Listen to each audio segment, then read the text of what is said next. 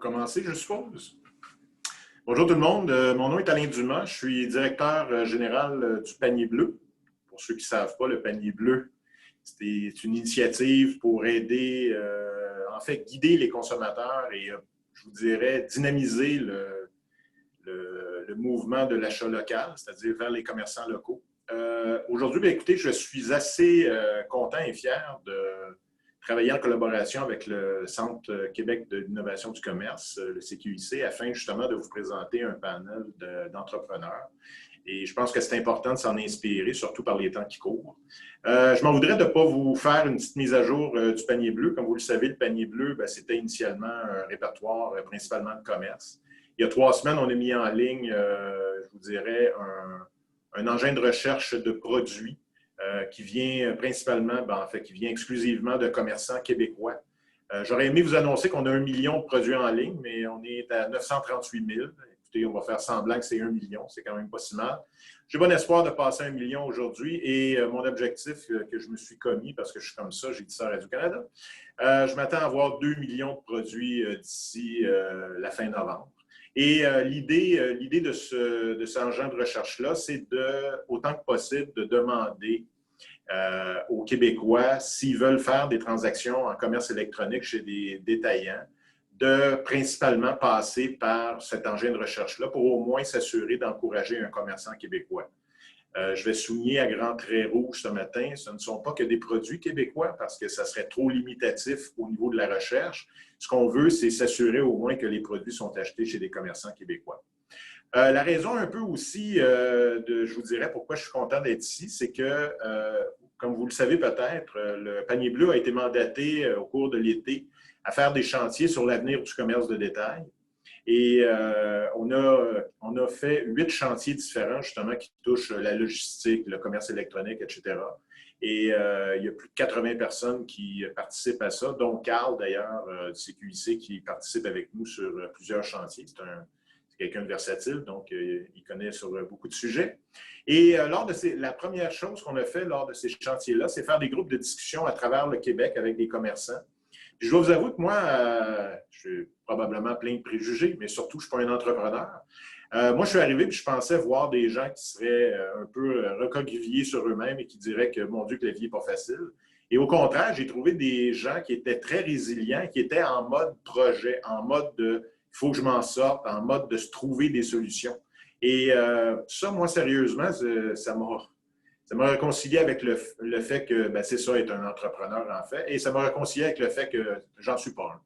Donc, c'est pour ça que ce matin, je pense que c'est important, parce qu'un panel comme ce matin, c'est ce qu'on vous donne, c'est un panel de commerçants qui, justement, sont des innovateurs, des commerçants québécois qui vivent comme tous et chacun la période actuelle qui est vraiment pas facile pour tout le monde.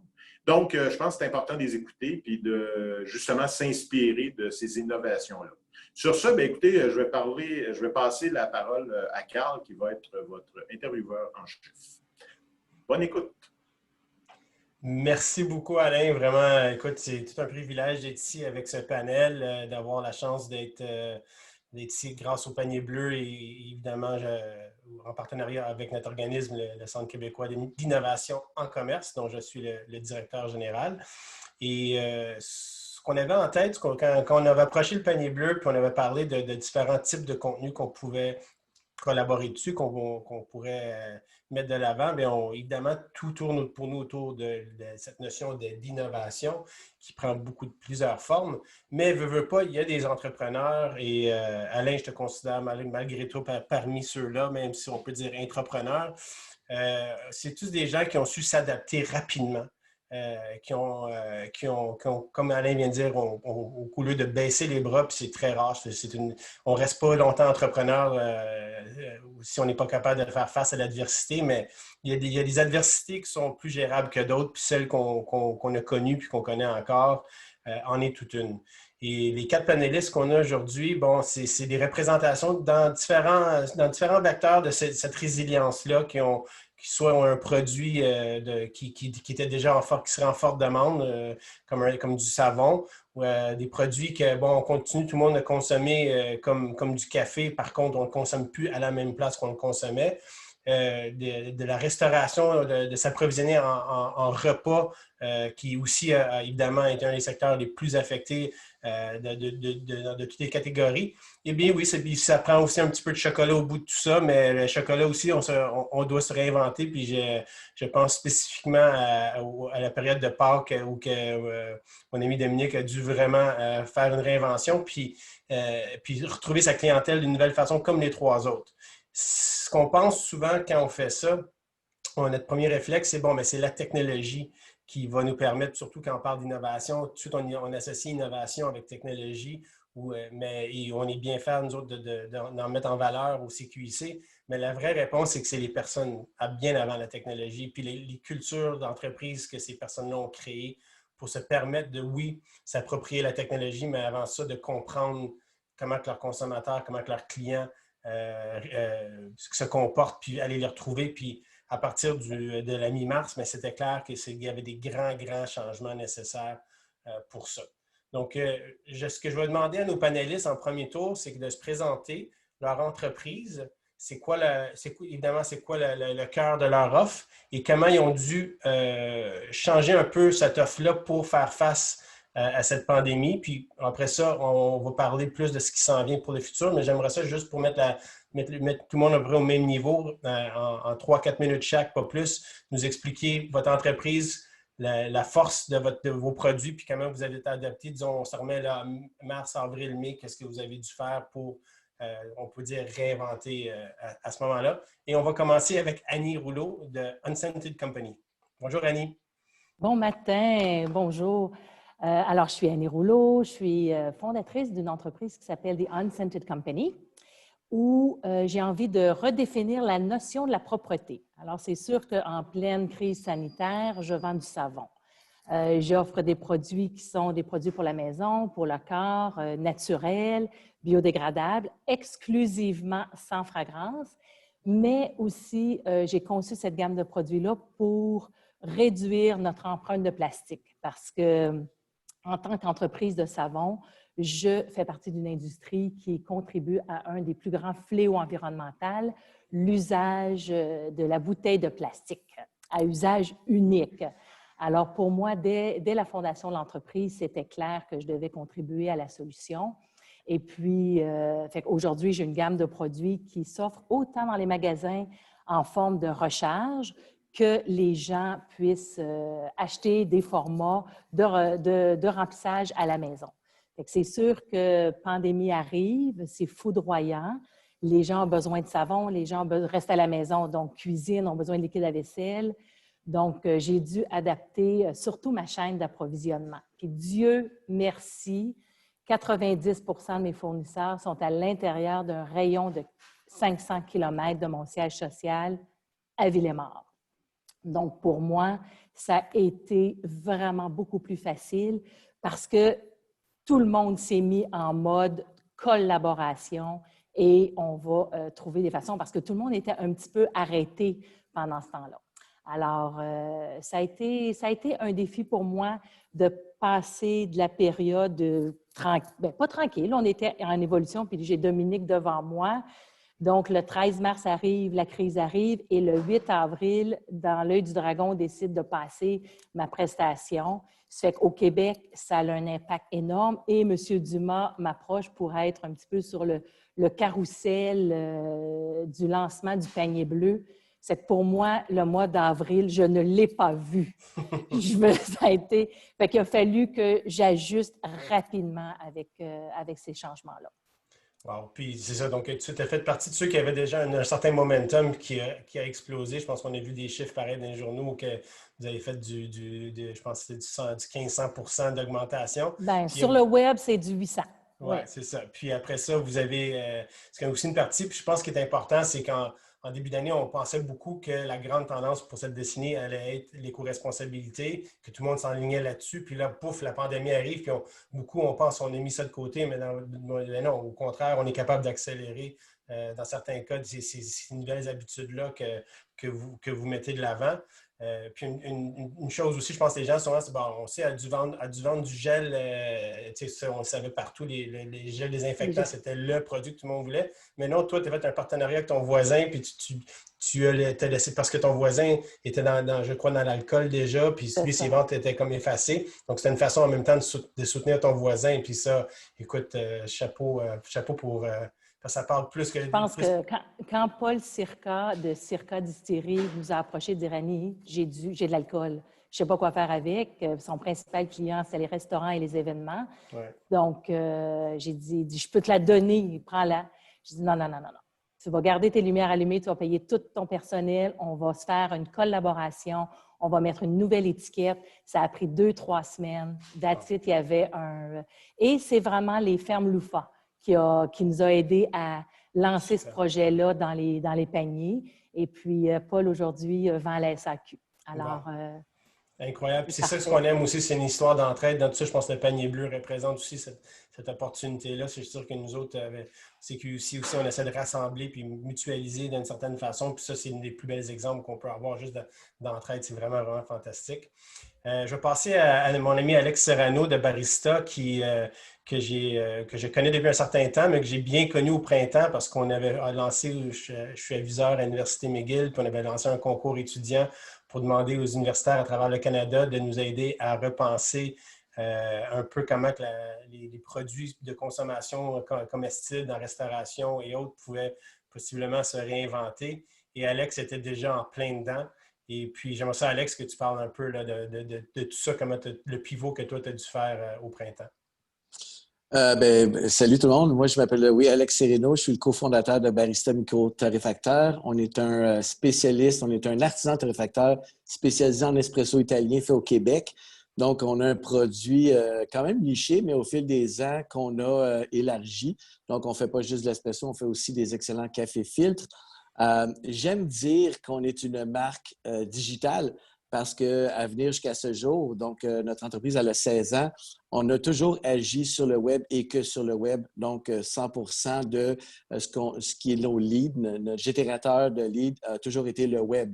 Donc, on a toujours vu la marque comme étant moi j'appelle ça un média d'information et on a toujours essayé de démocratiser ce savoir-là pour le rendre accessible au plus de gens possible. Et ce que ça a fait, c'est qu'on a bâti une belle communauté au fil du temps et cette communauté-là, elle a répondu à l'appel à compter du 13 mars. Ce qu'il faut comprendre, c'est que on avait un gros projet d'envergure cette année, c'était de relocaliser nos ateliers de torréfaction. Donc, depuis un an, on travaillait sur ce qu'on appelait le Unicorn Project, c'est trouver l'endroit où on allait tout consolider en ouvrant un concept store de façon à pouvoir ouvrir les portes de la marque au grand public, que les gens puissent venir voir ce que l'on fait, parce que les gens sont curieux de ce que l'on fait. Donc, le 12 mars, on a fait un grand lancement du nouveau café, des nouvelles installations et le 13 mars, on a fermé. Et puis, littéralement, on a fermé ainsi que nos 450 quelques détaillants qui, eux, malheureusement aussi ont fermé. Fait qu'on s'est ramassé un petit peu avec comme pas de vente. Mais ouais, c'est pas mal ça. Je veux dire pas de vente, mais un des canaux sur lesquels on a travaillé depuis 10 ans très, très fort, c'est le e-com. Donc, je pense qu'on est une des premières marques à vendre du café en ligne et à développer tranquillement pas vite cette expertise-là avec un programme d'abonnement. Et ça a été un peu ce qui a sauvé la marque parce qu'on a shifté le modèle d'affaires 100% en numérique à partir du 13 mars. Et même avec des ressources limitées, on a commencé à vraiment voir comme une tendance à la hausse parce que les gens étaient à la maison, mais les gens consomment quand même du café. Fait qu'avec une petite équipe, on s'est tourné de bord 360 et on s'est dit, bon, là, tout le monde est à la maison, c'est vraiment un difficile moment. Fait qu'est-ce qu'on peut faire pour les divertir? Fait qu'on a fait ce qu'on est meilleur à faire, c'est-à-dire on a créé du contenu pertinent en matière de café pour leur permettre de profiter de ce petit bonheur-là qui reste à la maison. Et on a développé des séries de contenus de divertissement comme le Café Show pour divertir les gens à la maison. Et la communauté, elle a été absolument magnifique. Elle a répondu à l'appel. Et notre modèle d'affaires a réussi à non seulement survivre, mais on s'est rendu compte que post-premier confinement, ce canal-là est devenu un des canaux les plus importants de vente de la marque. Donc, pendant le COVID, on a parlé à beaucoup de monde, mais après le COVID, ce qu'on s'est rendu compte, c'est que beaucoup de ces gens-là sont devenus des loyaux fidèles de la marque, se sont abonnés et sont restés fidèles consommateurs de café de la marque. Fait que c'est vraiment un chiffre qui est intéressant. Mais ce qu'il faut préciser, c'est que ça fait 10 ans qu'on préparait le terrain pour faire du e-com. Fait que c'est circonstanciel. Et toi-même, Carl, tu en fais référence à cet événement-là comme le grand accélérateur. Et c'est la meilleure façon de le décrire. Nous, on est en plein dedans en ce moment. Puis là, on est assez chanceux pour pouvoir continuer à développer ces autres canaux de vente-là. Et un des canaux qu'on a réussi à développer pendant cette période-là, c'est la grande distribution, c'est-à-dire qu'on a fait notre entrée chez Métro. Métro étant, tu sais, comme tellement un grand aide pour nous. Ils nous ont accompagnés dans notre entrée en grande bannière, chose qu'on ne connaissait absolument pas. Et donc, on a développé pendant cette période-là une ligne exclusive à Métro. Et donc, on est rendu maintenant dans près de 200 magasins dans cette période-là, qui est quand même assez difficile pour activer une marque. Là, je viens de perdre la lumière, c'est ça que je viens de perdre. Mais je pense que j'ai bien résumé ça, je vais aller allumer la lumière. Tu es toujours fort, Alex, pour faire une prestance. Je m'attendais plus à... voilà. Je m'attendais plus à des feux d'artifice, là, mais c'est correct. Mais merci, je trouve ça super, puis on va y revenir, parce que dans une notion de résilience et d'innovation, il y a une idée de revoir justement nos processus. Donc là, il y en avait un clairement qui était le pivot, où tu t'adressais aux commerçants directement, au coffee shop et tout ça, et où que là, bon, tu vas direct aux clients, mais comme tu dis, puis souvent, les gens, à un moment, ils disent « Wow, incroyable l'entreprise, elle a pu se repositionner en si peu de temps », mais il y a beaucoup d'entreprises qui ça fait longtemps qui se préparaient à faire ça. Donc, c'est pour ça la notion de la grande accélération, c'est beaucoup des changements qu'on vit, c'est des tangents qu'on voyait déjà qui s'en venaient, mais qu'on s'attendait dans 5-10 ans, qu'on allait plus manifester, puis que paf, ils nous sont venus directement dans le visage. Donc, on va revenir à ça. J'aimerais passer à M. Bédard, parce que je sais que M. Bédard aussi a une histoire. Je crois aussi que c'était le 13 mars, donc la journée que Alex devait ouvrir son nouveau local et inviter le grand public chez lui pour la grande messe barista. Vous aviez des grands projets aussi. Je pense que vous sortiez d'une rencontre avec votre CA, avec votre plan stratégique de 3 ans, et paf, on passe à autre chose. Oui, c'est ça. En fait, ceux qui ne me connaissent pas, bonjour tout le monde. Jean Bédard, je suis président du groupe Sport-Saine, évidemment, dans la restauration, la cage. J'étais franchisé, donc depuis 31 ans, président depuis 25 ans. Et évidemment, le 12 mars au matin, je présentais à mon conseil mon plan stratégique de 5 ans. Nous, ce qu'on voyait, c'est que l'alimentation était en train de changer. Puis on disait, on n'est plus dans la restauration, on devient dans l'alimentation. On avait commencé certaines initiatives, pousser un petit peu plus au niveau du détail, de la technologie également. Et puis, je devais partir pour 3 semaines de vacances dans l'après-midi du 12 mars. J'avais même mon boarding pass dans mes poches. Mon lift était prêt pour midi. Et à la pause, on m'a dit pars pas parce que ce qui s'en vient, ça risque de nous occuper pas mal. Évidemment, depuis le 12 mars, on est là-dedans. Nous, on avait commencé certaines petites initiatives de livraison, take-out, mais c'est vraiment, le cœur de notre business est beaucoup plus sur les groupes sur place. Donc, tout ce qu'on peut plus faire depuis le confinement, c'est ce qu'on offrait comme produit. Donc, en quelques jours, on a perdu 95% de nos revenus du côté de la restauration comme telle. Heureusement qu'on avait commencé ces initiatives-là au détail. On venait de lancer une trentaine de SKU. On était prêt à développer ce côté-là. Ça s'est accéléré, évidemment. Mais on a eu à se retourner de bord puis à faire l'innovation à la journée. Moi, tous les matins, depuis le 12 mars, je rencontre mon équipe de direction à 8 heures, puis on avançait des projets. Au début, c'est sûr que là, tu te demandes, on peut prévoir à peu près tout ce qu'on peut prévoir, sauf une pandémie. C'est quelque chose qu'on n'avait pas dans notre scénario. Combien de temps ça va durer? La banque est où? Les bailleurs, qu'est-ce qu'ils vont faire? Et tout ça. Évidemment, tu as beaucoup de questions. Mais je pense que c'est important de garder l'innovation dans la tête des gens pour pas qu'ils se découragent. Je me suis dit, on va accélérer des choses qu'on avait vues qui s'en venaient comme tendance du consommateur. On s'est dit, là, dans 5 ans, les gens vont aller chercher beaucoup plus de nourriture, vont se faire livrer, le prêt à cuisiner aussi. Puis on a commencé tranquillement, pas vite, à travailler là-dedans. On disait au début en attendant un peu, mais je disais, je pense que cette crise-là va vraiment faire changer le comportement du consommateur de façon permanente. On essaie de faire des choses qui vont nous rester après, même si les salles à manger réouvrent. Donc, on a lancé une plateforme qui s'appelle La Cage chez vous, où là, les gens, évidemment, peuvent venir chercher du stock qui est prêt à cuisiner. Et ça nous occupe en ce moment. Évidemment, on est dans une période où on continue d'accélérer ça, mais on est toujours en attente de savoir si les salles à manger vont ouvrir. Fait que c'est difficile quand même pour l'équipe. Mais moi, j'essaie de les garder toujours dans l'innovation. Pendant ce temps-là, ils ne se découragent pas. Puis d'autres, it's a people business. Ce n'est pas une usine qu'on a, là, mais c'est du monde. Et on est dans ce mode-là. Tantôt, on parlera peut-être d'innovation, de ce qui s'en vient, puis ça nous a amené où. Mais là, pour, je dirais, les 7-8 premiers mois, c'est ce qui nous a occupés. Absolument. Puis ce qui est vraiment impressionnant dans le cas de la cage, c'est que, bon, on peut avoir une compagnie qui s'est, comme dans le cas d'Annie et Alex, qui s'est créée sur le web. Là, je veux dire, c'est des compagnies qui sont, on peut dire, numériques en premier, quasiment. Même Alex, ça fait 15-16 ans que ça existe, il a toujours eu le réflexe. Prendre une recette, pour pas trop faire un jeu de mots, que ça fait plus de 30 ans qui fonctionne, qui est vraiment basé sur l'expérience de pourquoi on se rend chez vous puis qu'on vit un moment dans vos établissements.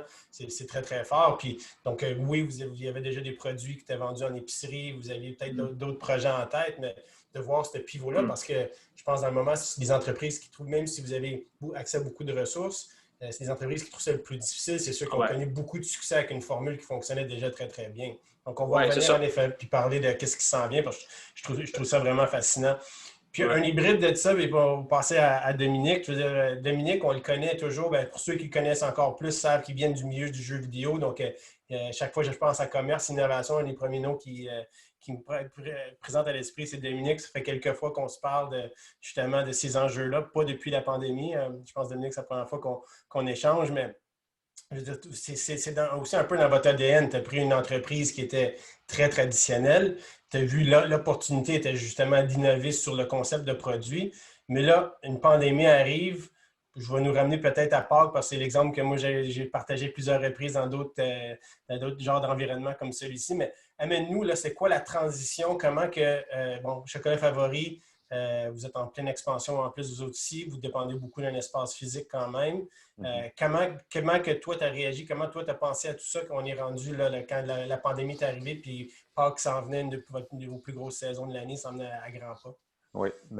Premièrement, pour situer les gens qui nous écoutent, là, Chocolat Favori maintenant, c'est 52 chocolateries qui sont dans 3 provinces canadiennes différentes. Donc, on en a une en Colombie-Britannique, on en a 6 en Ontario, puis on a la balance qui est au Québec. Et nous, on a un siège social à Québec de 42 000 pieds carrés où on produit la majorité de ce qu'on vend. Alors, on part de la pastille de chocolat. Et on fait toute la transformation jusqu'à la vente finale en magasin. On a à peu près 50 % de nos commerces qui sont opérés corporativement, puis l'autre 50 % qui sont des franchises. En plus de ça, on vend sur le web, puis on vend dans à peu près toutes les épiceries du Québec et la grande majorité des pharmacies également.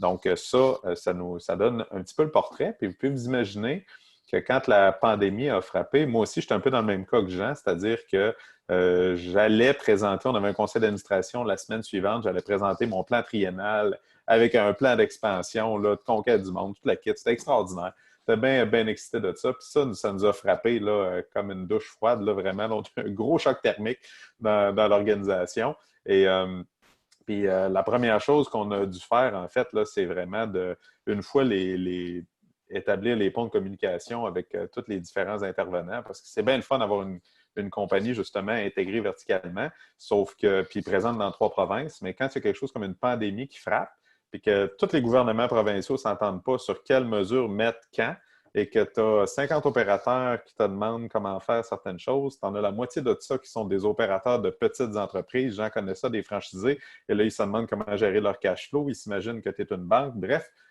Une fois ce choc-là passé, là, il a fallu réagir. Comme tu le dis, on était en plein pendant Pâques, donc on a mis... moi, j'étais un programmeur à la base, hein, puis quand tu développes quelque chose, au début, là, tu fais un prototype. Tu fais ça n'importe comment, c'est comme une preuve de concept, puis après ça, avec le temps, tu raffines.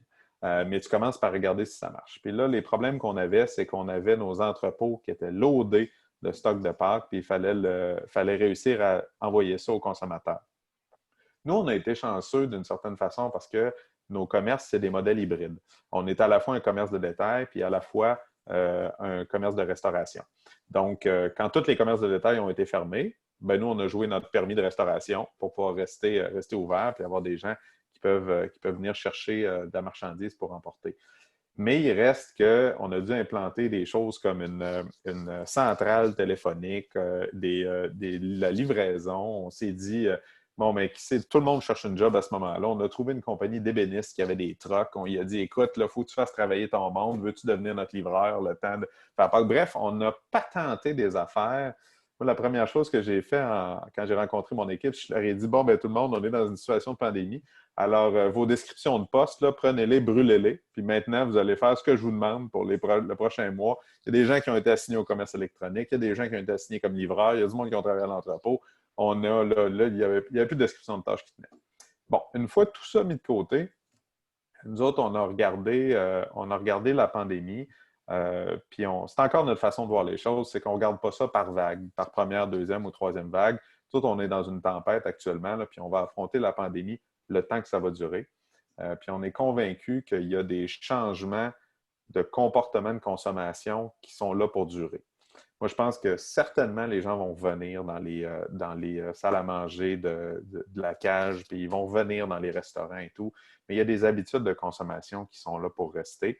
Alors, ce qu'on a fait, c'est qu'on a dit, bon, alors, premièrement, on va regarder notre capital, où est-ce qu'on investit. On va mettre la pédale dans le fond pour tout ce qui est épicerie.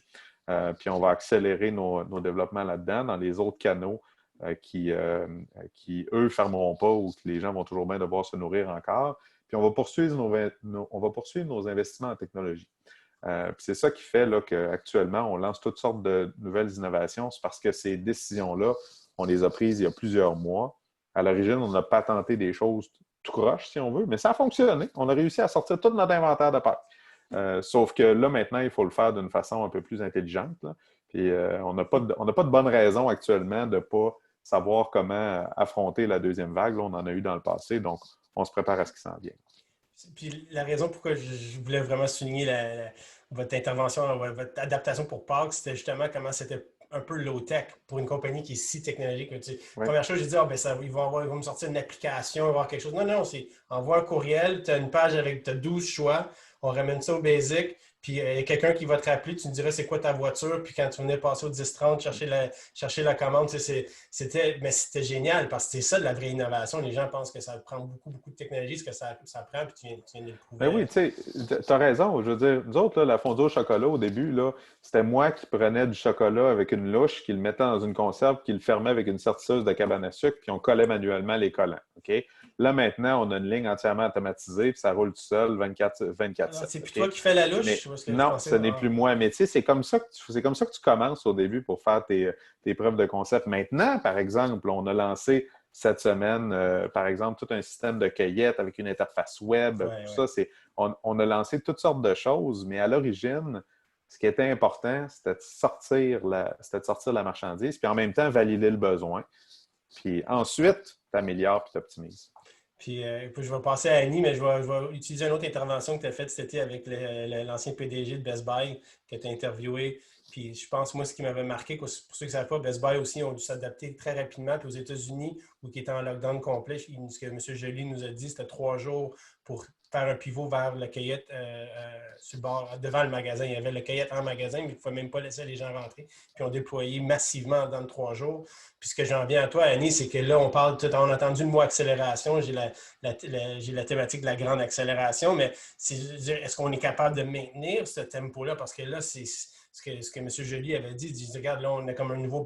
On sait qu'on est capable de faire des déploiements massifs, maintenant, les temps beaucoup plus compressés. Mais est-ce que c'est soutenable? Est-ce que nos gens sont capables de suivre ça? Est-ce qu'il faut dépendre encore plus des technologies? Comment The Unscented Company voit le futur de ce qui s'en vient? Vous avez un beau momentum. Comment qu'on le maintient? Mais en même temps, il faut que ça soit soutenable. Je préfère le mot anglais « sustainable » parce que « sustainable », c'est pas juste environnement, c'est social, c'est économique. Comment ce beau B Corp-là que tu as créé continue à avancer dans le contexte que oui, on accélère, la pression est forte, puis on veut tout, rester quand même vrai à nos valeurs.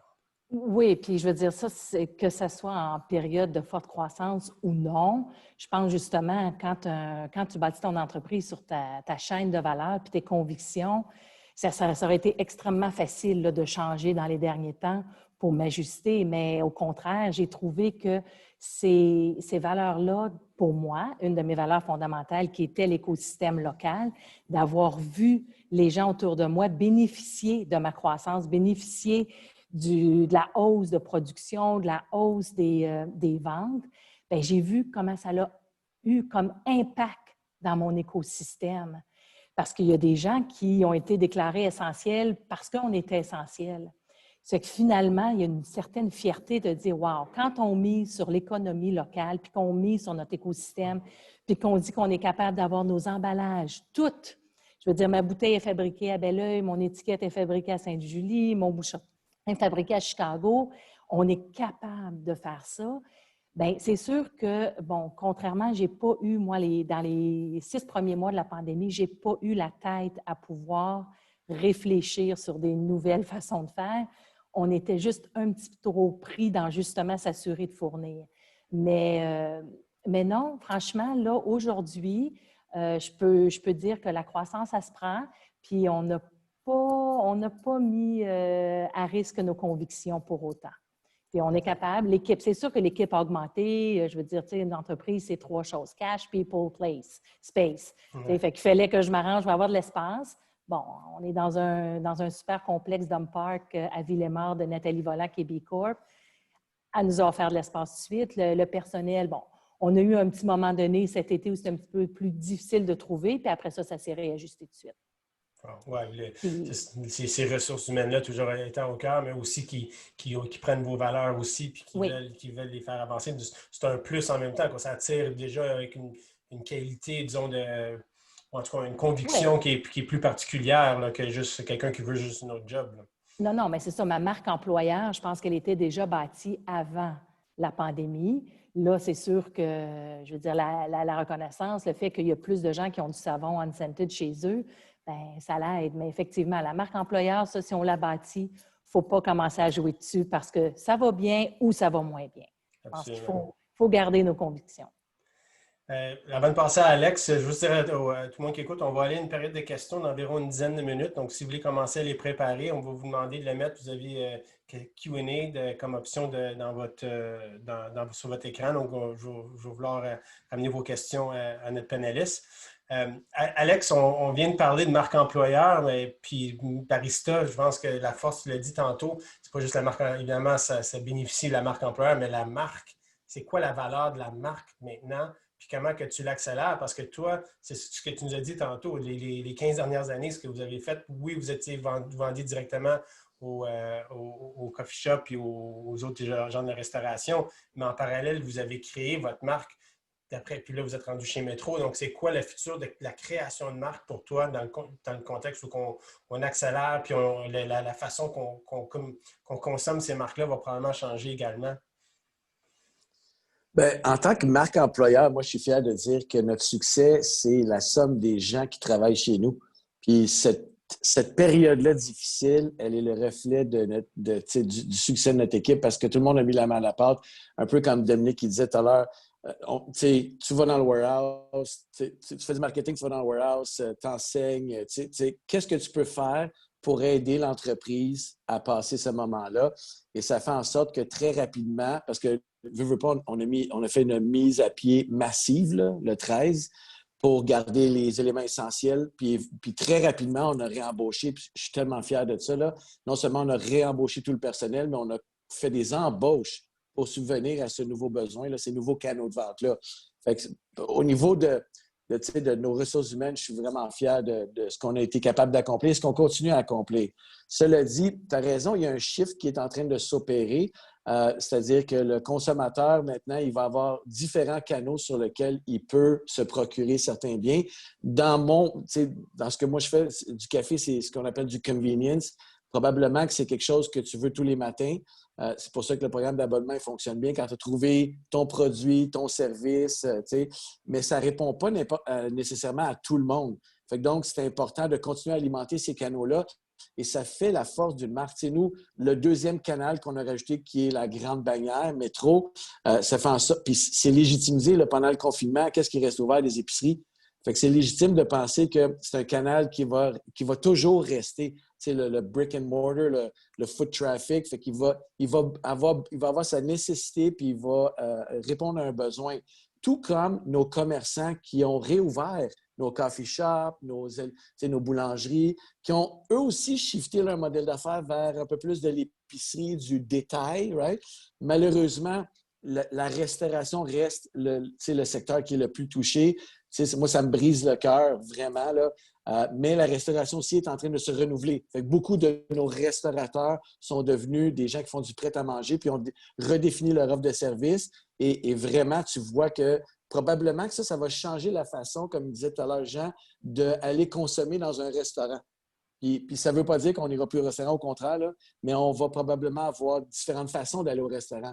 Fait que chez nous, ce que ça nous a appris, cette période difficile-là, c'est l'importance de créer des canaux de vente différents et de les alimenter, ce qui est très énergivore, on s'entend, parce que là, tu parles à un canal, tu parles à un autre canal, puis il faut que tu les alimentes. Moi, je ne veux pas délaisser ceux qui ont fait de ma marque, c'est-à-dire mes commerçants. Ce sont les porte-étendards, les meilleurs ambassadeurs de ma marque. Fait que j'ai besoin dans mon marketing de vraiment m'adresser à eux puis de les desservir comme il faut, au même titre que maintenant un métro, au même titre que tous mes consommateurs, tous les Carl de ce monde qui achètent 1 kilo de café à tous les mois, au même titre que toute ma section qui est du white label, qui grâce à cette section-là, ça a généré assez de revenus pendant la période de confinement pour nous permettre de quand même faire des embauches puis continuer à alimenter un petit peu le marketing au meilleur de nos capacités avec une équipe réduite. Fait que ce que ça nous a appris, c'est que il va vraiment falloir élargir les canaux de vente sans nécessairement nuire à la marque. Puis c'est ça le défi d'un point de vue marketing.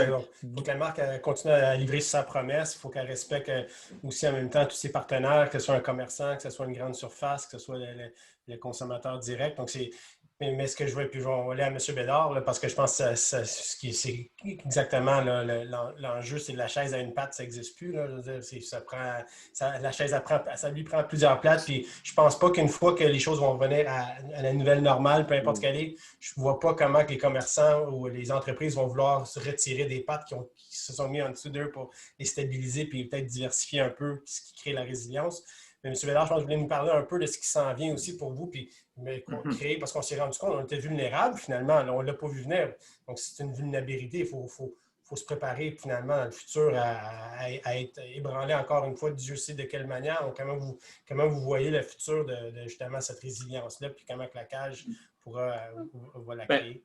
Je pense que ce qui est important, puis Dominique l'a bien exprimé, là, on l'a vécu, la première vague. Là, donc, moi, la deuxième vague, la troisième vague, la quatrième vague, il va falloir apprendre à vivre avec ça, évidemment. Donc, justement, pour protéger ton entreprise, il faut que tu aies plusieurs piliers et non juste un. Donc, je pense que c'est la première chose, je pense qui est clair de tout ça. Nous, évidemment, moi, encore une fois, mon souhait, parce que nous autres, it's a people business, là, ce que j'ai peur en ce moment, c'est que mon bon monde se décourage. Je lui dis toujours, écoutez, l'après-midi, probablement que M. Legault va encore annoncer qu'on va être fermé peut-être jusqu'à Noël. On ne le sait pas, là, puis ça, on ne le contrôle pas. Moi, j'aime mieux les alimenter sur des projets qui vont peut-être nous rester après. Donc, ce qu'on a décidé de faire, on s'est associé à une firme qui a été extrêmement affectée également par la pandémie, qui organisait des congrès, la logistique de congrès. Eux autres ont développé une plateforme un peu pour faire des congrès à domicile, c'est-à-dire des expositions et tout ça. Puis nous, on était quand même reconnus pour faire beaucoup de parties de Noël et tout ça. Donc, on a décidé d'organiser le 5 décembre ce qu'on appelle le plus gros party de bureau virtuel de l'année au Québec. C'est-à-dire que les gens c'est un clé en main là, pour les entreprises, c'est-à-dire qu'ils vont avoir la bouffe livrée la journée même, qu'ils vont pouvoir se cuisiner là, de la cage chez vous. Et en même temps, les gens vont pouvoir être dans leur propre bulle, puis pouvoir avoir un 5 à 7. Après ça, il va y avoir des humoristes, il y a un band, puis il y a un spectacle. Donc, vraiment, on essaie là, de refaire un peu le modèle que les gens ne peuvent plus avoir, qui vont être chez eux quand même, parce qu'évidemment, il faut oublier ça cette année. Puis ce qu'on se dit, c'est qu'encore une fois, on l'essaie, mais on va être obligé de vivre avec ça encore un petit bout de temps. Puis ça va peut-être nous amener à peut-être participer à des congrès éventuellement plus virtuels ou des conférences de presse, des choses comme ça. Parce que, tu sais, je veux dire, je suis content, moi j'ai la chance, je suis invité beaucoup pour faire des conférences. Puis des fois, j'hésitais parce que tu as tout le transport, tu as organisé, puis tout ça. c'est très pratique ce qu'on fait ce matin, tu sais, dans le fond, parce que, je veux dire, on se déplace moins. Donc, il va y avoir beaucoup d'activités virtuelles comme on vit là, même si on revient à une normalité certaine. Donc, il y a un créneau aussi qui va se faire. Puis il y a des événements comme on fait ce matin qui vont se reproduire de toute façon après.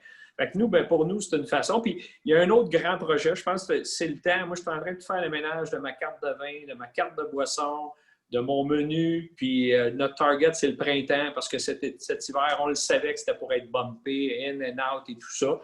Donc, on tient nos gens avec de l'espoir, de la motivation, puis on essaie d'oublier que ça se peut qu'après-midi, ils nous ferment et tout ça, ça, on ne le contrôle pas. Mais il y a des choses, je pense, que tu peux contrôler. Puis on essaie de les mettre sur des projets positifs dans les circonstances. Puis après, bien, c'est les entreprises qui vont avoir été capables de s'ajuster, qui n'auront pas subi la crise, mais ils vont plutôt d'en avoir profité, qui risquent d'être en bonne position. Parce que moi aussi, je suis d'accord que les gens vont retourner au restaurant un jour. Donc, c'est un peu dans ce mode-là qu'on est en ce moment. Puis, ma gang ne me lâche pas. Je trouve ça le fun. Ils ont des nouvelles jobs, eux autres aussi, puis des nouveaux postes. Mais moi, je le dis toujours, ça va être votre plus grand défi managérial de votre carrière que vous êtes en train de vivre aujourd'hui. Puis imaginez si vous réussissez bien, comment vous allez retirer de ça dans votre carrière plus tard aussi. T'sais. Donc, c'est comme ça qu'il faut le voir. Puis, on vit comme ça pour l'instant. Je vois beaucoup de parallèles aussi, je pense, que ce qu'on vit avec, bon, disons, les gens de l'immobilier commercial, que les autres aussi, c'est une réinvention de leur modèle d'affaires parce que, oui, les gens vont retourner travailler éventuellement dans des tours à bureau, mais pas à la capacité qu'on a connue, comme les gens vont retourner dans les salles à manger, peut-être pas à la même capacité qu'on a connue. J'enseigne aussi à temps partiel à McGill, c'est la même chose pour les universités. Ils savent que si on est capable de virtualiser une conférence, on est capable de virtualiser l'enseignement. Donc, c'est quoi la valeur ajoutée d'un campus? Donc, c'est tout le monde qui est un peu dans ce même genre de mouvance-là, mais le cœur de ce que j'entends partout dans toutes ces conversations-là, c'est que ça commence par les personnes qui sont prêtes à s'ouvrir, puis regarder un peu plus loin, puis voir, bon, ben, OK, c'est quoi les différents scénarios? Puis je pense que tout le monde semble atterrir sur une espèce de modèle hybride où que ce ne serait pas 100% comme c'était avant, mais ce ne serait pas 100% comme c'était au mois de mai non plus. Donc, comment on crée une organisation, puis surtout une équipe de gestion qui est prête à supporter ce genre de fluidité-là qui va être avec nous, je pense, dorénavant. Dominique, là, vous autres, vous avez toujours des grands plans. Tu avais un grand plan stratégique qui était peut-être mis de côté, qui était plus de mettre en valeur vos chocolateries. Là, moi, je serais curieux de savoir, là, les nouveaux projets, tu dirais investissement massif en technologie. Peux-tu partager peut-être un peu avec nous tes visions autour de ces types d'investissements-là, puis sans dévoiler les grands secrets là, stratégiques que vous êtes en train de mettre en place, mais c'est quoi un peu là, pour vous le futur dans le contexte d'un modèle hybride que je viens de parler? Oui, ben le futur, c'est sûr que le futur est excitant parce que, en anglais, il y a une expression qui dit Never waste a good crisis. Puis en ce moment, là, la crise, en fait, donne l'opportunité de faire tomber une des plus grandes barrières à l'innovation. Quand on innove ou qu'on veut faire quelque chose de nouveau dans une entreprise, en général, la première barrière qui en est toute une, c'est les gens qui vont nous dire pourquoi on ferait ça différemment? On a toujours fait ça comme ça, puis ça marche très bien comme ça. Puis là, en ce moment, la crise, tu peux lui mettre sur le dos à peu près n'importe quel changement que tu veux faire dans l'entreprise et les gens sont ouverts à sauter à pieds joints dans ce changement-là. Il y a des choses qu'on a fait chez Chocolat Favori dans les derniers mois. Là. Nous aussi, on est rendu assez gros comme entreprise. Puis des fois, nous aussi, peu importe notre culture d'innovation, il y a une résistance au changement.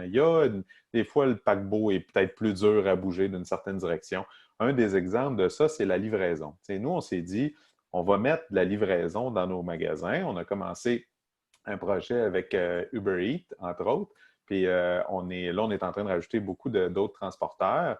Puis au début, ça, là, c'est un projet, là, ça faisait au moins 1 an que c'était dans les plans. On était supposé faire un projet pilote. Ça finissait pas par finir. Puis il y avait toujours des bonnes raisons. Et là, je te dis qu'en dedans d'une couple de semaines, on a mis ça à toutes les chocolateries. Croyez-le ou non, maintenant, on vend des cornets de crème glacée. Je pensais jamais vendre en commerce électronique des cornets de crème glacée, mais on en vend. Vous seriez surpris à quel point on en vend. Fait que, tu sais, c'est une belle façon de dire, ben là, on a, entre guillemets, rien à perdre. Donc, on va essayer des nouvelles choses pour atteindre le consommateur. Donc, ça a été une chose qu'on a fait. Puis on a étendu ça à notre portion détail aussi. C'est que nous, il faut comprendre que la moitié de l'année, les gens viennent chez nous pour acheter un cornet, puis en passant, ils s'achètent du chocolat. Et l'autre moitié de l'année, ils viennent pour acheter du chocolat, puis en passant, ils s'achètent un cornet. Alors, nous autres, ce que ça nous permet à travers ces plateformes-là de livraison, en fait, c'est de travailler beaucoup l'optimisation du panier moyen, puis s'assurer qu'il y a un maximum de gens qui partent avec les deux. Alors, ça a été, je te dirais, une belle innovation là, qu'on a mis en place. Puis là, qu'on prend ces technologies-là, qui sont normalement plus au niveau de la restauration, puis on les applique au commerce de détail. Ce qui fait que pour nous, chez Chocolat Favori, si tu es comme moi, puis tu fais ton magasinage le 24 décembre avant d'aller à ton party de Noël, bien, en fait, ce que ça fait, c'est que via ces plateformes-là de livraison, tu peux acheter tous tes cadeaux de Noël chez Chocolat Favori, puis en dedans de 15 minutes, tu les faire livrer à la maison. Ça, là, c'est battre Amazon. Alors, tu sais, c'est ce genre d'innovation-là qui nous a aidé beaucoup. On a travaillé, il y a des projets comme là, on vient de lancer le Choco Crème, là, une liqueur dans les SAQ. Ça, c'est un projet qui était déjà en branle, mais qu'on a mis plus d'énergie là-dessus, notamment parce que là, tout d'un coup, la SAQ veut mettre encore plus les produits locaux de l'avant. Donc, ça, c'est une chose qu'on a fait. Le lancement de la cueillette en magasin d'une façon technologique, ça nous permet encore une fois beaucoup de travailler le panier moyen. Quelque chose qui est plus difficile au téléphone quand les gens appellent et tout. Donc, là, on a toutes sortes d'algorithmes qui permettent de proposer des nouveaux produits et tout. Et on va rentrer ça également dans notre application. On avait une application de fidélisation, nous autres, depuis déjà un petit moment. Donc là, en fait, on va faire un swap bientôt qui va permettre d'ajouter la cueillette en magasin. Et ça va transiter vers des commandes sans contact, en fait. Donc, l'été prochain, peu importe où on est dans la pandémie, les gens vont pouvoir commander avec leur téléphone puis avoir leur commande sans interagir nécessairement avec un commis, puis se faire préparer d'autres choses.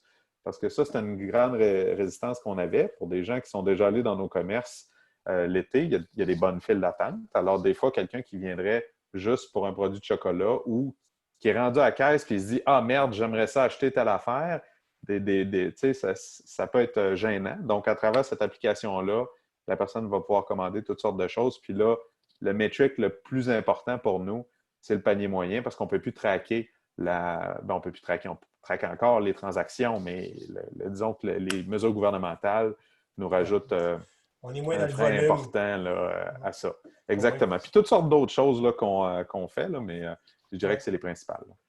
Moi, j'étais justement avec les gens de SAQ la semaine passée où, avec le Conseil canadien, on présentait un peu les tendances pour les fêtes. Puis les autres, ils disaient « Revenez pas le 24 décembre. Là. » Donc, allez chercher de votre choco crème. Je vous encourage d'aller le chercher bien avant parce qu'on sait que le système logistique, il va être ça, que ce soit un savon, un café, puis peut-être même des produits de la cage. Il ne faut pas trop dépendre là-dessus parce que aussi, les amis de Canada Post, ils continuent à rappeler tout le monde que les délais risquent d'être longs au printemps. On sait que ça va être fortement sollicité. La statistique au mois de septembre qu'on sortait, puis on n'était pas encore retourné dans cette deuxième vague, c'est qu'on s'attendait que 50% des achats des fêtes allaient être faits en ligne. Donc, c'est pour ça que c'est important l'initiative qu'elle mène, parce qu'on veut vraiment essayer de consommer ces ventes-là ici, puis les garder localement et que ce soit à chaud. Oui, puis pour les gens là, qui s'achèteraient de la choco crème en avance, assurez-vous de vous en acheter 2 puis 3 bouteilles, parce qu'à partir du moment que vous allez goûter, là, vous ne vous rendrez pas aux fêtes avec une bouteille. Même toi, tu n'as pas pu en avoir, si je me souviens bien. Au début, tu n'as pas agi assez vite pour ton propre produit. Je sais, c'est ridicule. Oui, histoire vraie. Oui. Bon, écoute, il nous reste à peu près 7 minutes. On a eu des beaux commentaires. On a des gens de la France qui nous écoutent, qui trouvent qu'on est très résilients et aimeraient que leurs concitoyens en Normandie soient inspirés par vos discours. On a des gens aussi qui se demandent si les produits qu'on vendait en restauration se vendent maintenant. C'est comment on change un peu la mixité des produits. Je pense qu'on peut garder ça. Je pense qu'on peut s'informer ailleurs, mais en gros, je sais que vous adaptez toujours. Mais j'aimerais profiter de ces dernières minutes-là parce qu'on a beaucoup d'entrepreneurs aussi avec nous. Puis entrepreneurs, vous êtes inspirants, vous donnez beaucoup d'espoir à les gens.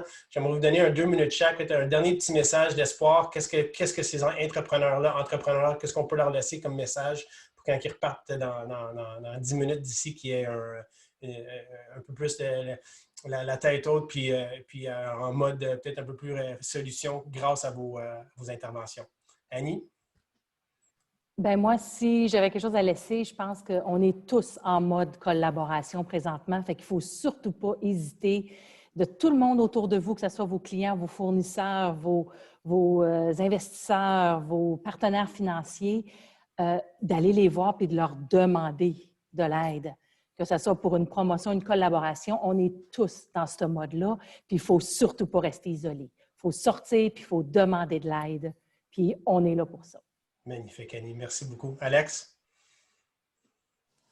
Moi, je rejoins Ali là-dessus. Je pense que notre force, c'est d'être capable de travailler avec plusieurs marques puis de s'aider à se leverager ensemble. Moi, j'ai toujours cru que c'était la façon d'aider ma marque, puis ça l'a prouvé. Puis là, c'est encore plus pertinent que jamais.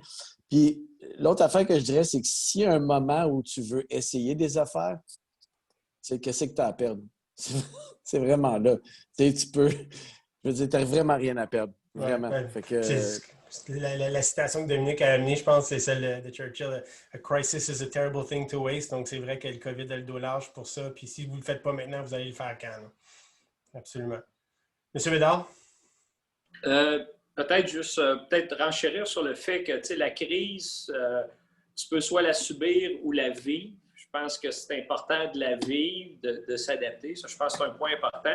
L'autre aussi, faut faire attention à notre monde. Les entrepreneurs, nous autres, go, go, go, on a une vision plus à long terme. Des fois, de donner la chance au monde de nous rattraper aussi. Parce qu'eux autres, ils vivent des choses un peu différentes. Ils ont des concerns à la maison, ils peuvent avoir des concerns. Et des fois, on est dans le care aussi un petit peu. Fait qu'il y a un équilibre entre go, go, go, mais quand même, faites attention à votre monde pour pas que... Parce que l'idée derrière ça, puis moi, c'est ce que j'ai dit, moi, je veux qu'à la sortie de cette crise-là, on soit in good shape. Parce que si tu es à plat ventre, parce que tu as fait un paquet d'affaires puis tu as demandé à ton monde de prendre des breaks puis d'arrêter aussi un petit peu, je pense que ça va être payant parce qu'au début, je pensais que c'était un 5 km qu'on s'était inscrit, mais c'est un marathon avec des obstacles. Donc, je pense que c'est important aussi, là, des fois, de prendre le temps de s'arrêter avec son monde, s'assurer que tout le monde est sur la même page. Parce que nous, les entrepreneurs, on avance vite puis on ne comprend pas comment ça se fait que le monde ne voit pas ça, mais ils ont souvent peut-être d'autres concerns. Absolument. C'est un peu ça l'intervention de tantôt par rapport à la vitesse du changement. Oui, on est peut-être capable en 3 jours de déployer quelque chose de massif, mais est-ce qu'on peut le faire de façon répétitive, puis est-ce qu'on va brûler notre monde? Puis on l'entend de plus en plus aussi, les enjeux psychologiques. Annie a fait référence aussi, là, l'importance de maintenir une santé psychologique. Ça fait partie aussi dans le milieu de travail avec les enfants qui étudient à la maison, ces choses-là. Il y a toute une nouvelle dynamique qui s'installe. Dominique, tu es assez habitué toi aussi au message. Tu nous inspires depuis tantôt déjà ce que tu nous dis, mais les derniers mots? Écoute, si je veux rajouter quelque chose qui n'a pas déjà été dit là, par mes copanélistes, c'est que je pense qu'actuellement, on vit une espèce de cours en accéléré de gestion de risque. Et je pense que c'est juste une bonne pratique de diversifier dans l'entreprise, de diversifier ses sources de revenus, de diversifier ses partenaires. C'est pas une bonne pratique d'affaires de toute façon d'avoir juste un client ou d'avoir juste un partenaire. Pas plus que c'est bien d'ailleurs. Si vous avez juste un banquier, trouvez-vous-en donc un deuxième d'une autre compagnie. Parce que les banquiers ne sortiront peut-être pas avec le même mindset ou le même désir d'investir dans le commerce de détail ou peu importe votre industrie. Alors, c'est bien d'avoir des options comme ça. Une entreprise, je pense, c'est comme un portefeuille d'actions ou de placement. Si vous aviez tout votre argent au début de la crise dans une action, peut-être que vous avez fait du plus 200% ou peut-être que vous avez fait du moins 80% actuellement. Par contre, des gens qui se seraient diversifiés vont avoir une position beaucoup plus stable. C'est exactement le même principe en entreprise. L'idée, ce n'est pas d'investir dans 14 millions de patentes. Au point de Annie, il faut rester vrai à son core business, mais diversifiez-vous. Puis prenez la crise pour ce qu'elle est. Elle va être une période indéfinie. Il va y avoir des changements pérennes là-dedans dans les comportements du consommateur. Puis je ne pourrais pas être plus d'accord avec Jean quand il a dit on peut subir ou on peut la vivre, la crise. Il faut la vivre, il faut passer au travers. Il ne faut pas attendre qu'elle passe. Ça, c'est certain. Il faut l'affronter de plein fouet. Merci beaucoup, Dominique. Peut-être avant de passer la parole à Louise pour parler de quelque chose une initiative que nous, on a qui regroupe pas mal toutes ces dynamiques-là. Alain, tu es resté avec nous jusqu'à la fin. Ta caméra, tu es là. Y a-tu un dernier petit mot que toi, tu veux rajouter avant que je passe à Hello? Oui, ben en fait, c'était pas une photo gelée que j'avais mis, là. Fait que j'étais vraiment là, juste pour vous dire. Juste être certain. Donc, moi, en fait, ce que je voudrais dire, c'était vraiment inspirant comme témoignage qu'on a eu. Ceci étant dit, c'est quand tu parlais tantôt, Carl, de la livraison, par exemple, là, que Post Canada a dit que ça pourrait être un problème dans le temps des fêtes. Moi, j'ai juste peur un peu que les gens perçoivent que ça veut dire que les commerçants québécois sont pas capables de livrer, tandis que les joueurs internationaux vont être capables de livrer. Fait que, moi, je pense que c'est un message qui est à double sens, qui me dérange un peu. Ouais. Puis ça, je pense que c'est un peu notre rôle, panier bleu et autres, de répéter que ce n'est pas nécessairement la vérité.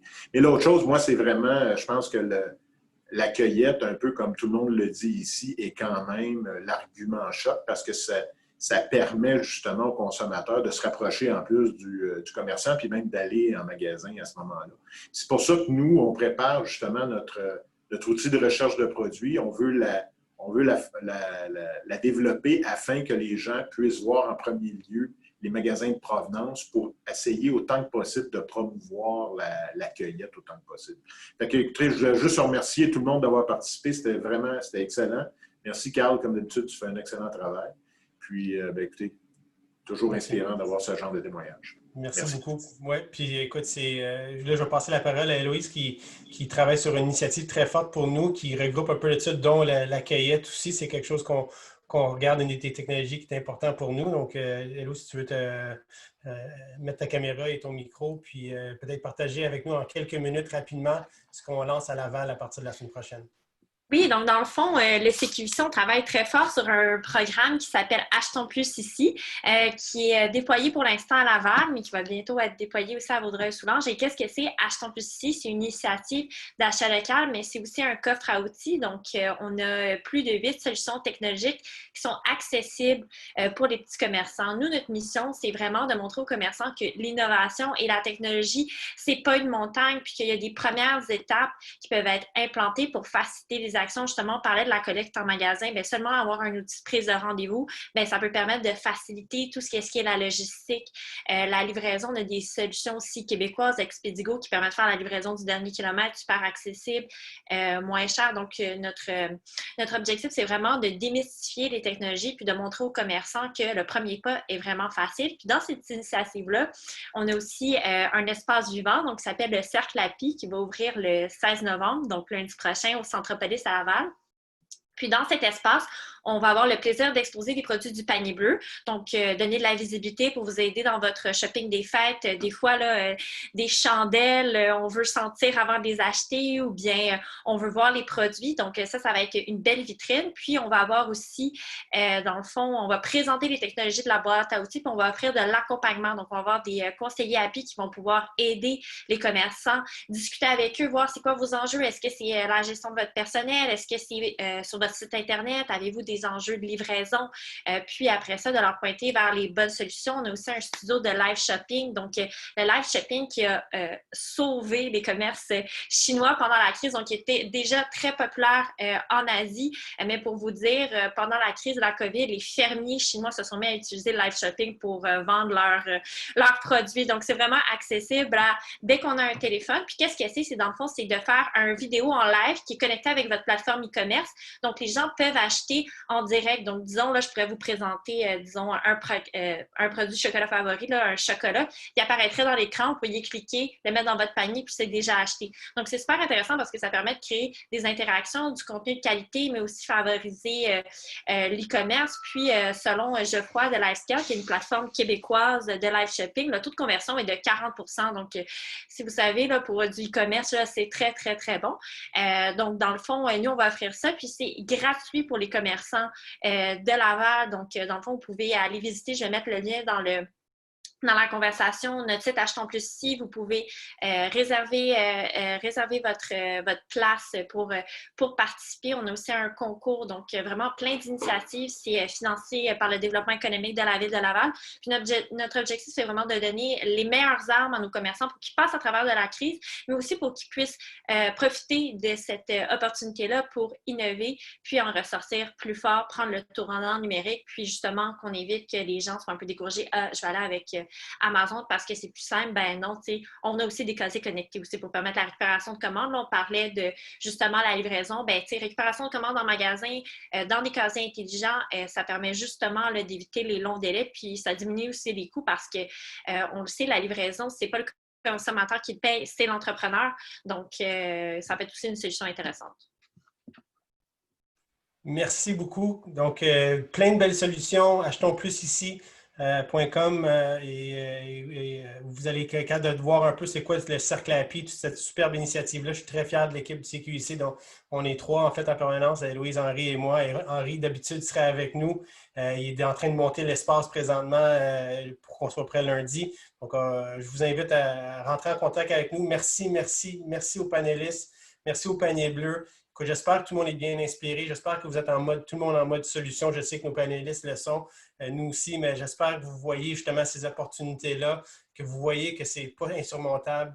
Les solutions sont là pour vous supporter aussi. Donc, gênez-vous pas.